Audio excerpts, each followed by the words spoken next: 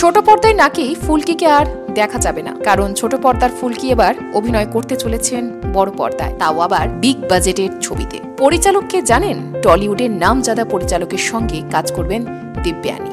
তাহলে ফুলকি ধারাবাহিকের ভবিষ্যৎ কি হবে? ফুলকি কি তবে বন্ধের পথে, নাকি পরিবর্তন হয়ে যাবে নায়িকা? বড় পর্দায় দিব্যানীকে ঠিক কোন চরিত্রে দেখা যেতে চলেছে? নায়িকার চরিত্র নাকি পার্শ্ব চরিত্র?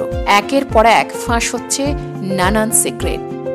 ফুলকি ধারাবাহিক দিব্যানীর কাছে প্রথম ধারাবাহিক, যেখানে মুখ্য ভূমিকায় অভিনয় করছেন। প্রথম ধারাবাহিকেই তো দেখেছেন যে একেবারে বাজিমা, দর্শকদের মনে পাকা জায়গা করে নিয়েছেন এই মিষ্টি অভিনেত্রী।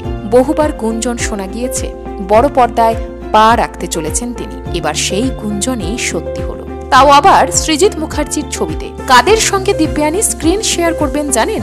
রয়েছেন এক ঝাঁক তাবর তাবর অভিনেতা অভিনেত্রী। আপাতত শোনা যাচ্ছে শরৎচন্দ্র চট্টোপাধ্যায়ের পথের দাবি উপন্যাস অবলম্বনে তৈরি হতে চলেছে সৃজিতের নতুন ছবি এম্পায়ার ভার্সেস শরৎচন্দ্র। যৌথ প্রযোজনায় রয়েছে SVF এবং রানা সরকার। মুখ্য চরিত্রে অভিনয় করবেন টোটা রায়চৌধুরী, আবির চট্টোপাধ্যায় এবং সোহিনী সরকার।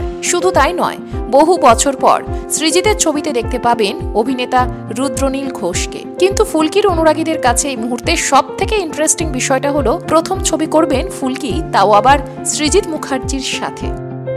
এই টেলিনায়িকার ফ্যান ফলোয়ার্সের সংখ্যাও কিন্তু কম নয়। বাস্তবেও খেলাধুলায় পারদর্শী অভিনেত্রী, মারপিটের দৃশ্যে সাবলীল অভিনয় করে। তাছাড়া রোহিত স্যার আর ফুলকির কেমিস্ট্রি দর্শকদের বেশ পছন্দের। বারংবার টিআরপির শীর্ষে জায়গা করে নিয়েছে এই ধারাবাহিক। ফুলকি বাস্তবে কৃষ্ণ ভক্ত, নিরামিষ আহার করেন, কৃষ্ণকে মনে করেন তার বেস্ট ফ্রেন্ড। মাত্র 15 বছর বয়স থেকেই মাছ মাংস ছুঁয়েও ওঠেন না। শুটিং সেটে মাছ মাংসের দৃশ্য থাকলে দিব্যানীর জন্য মিষ্টি দিয়ে তৈরি হয় মাছ মাংস। একদিকে পেশাগত দায়িত্ব, অপরদিকে স্পিরিচুয়াল দিক, দুটোই খুব সুন্দর করে ব্যালেন্স করে। পুরো ভিডিওটা তো শুনলেনই, কোন কোন দর্শকের এই খবরে বেশ ভালো লাগছে। অর্থাৎ ফুলকিকে যে বড় পর্দায় দেখতে পাবেন, এমনটা আশা কিন্তু অনেকেই করছিলেন। তাই কমেন্টে জানাতে একদম ভুলবেন না।